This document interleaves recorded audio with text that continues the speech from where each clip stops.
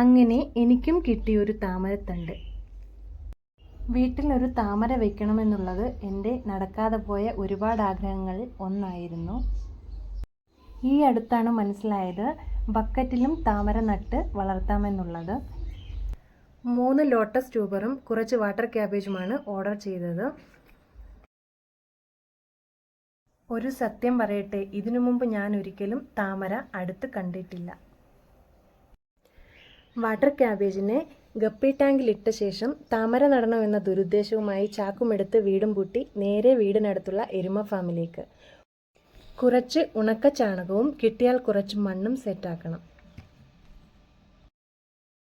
ഞാൻ വിചാരിച്ചതുപോലെയുള്ള ഉണങ്ങിയ ചാണകമായിരുന്നില്ല അവിടെ ഉണ്ടായിരുന്നത്. പിന്നെ മുകൾ ഭാഗത്ത് നിന്നും ഉണങ്ങിയത് നോക്കി കുറച്ചെടുക്കുകയാണുണ്ടായത്. താമര നടാൻ പറ്റിയ ഒരു നല്ല മണ്ണൊന്നും അവിടെ ഉണ്ടായിരുന്നില്ല.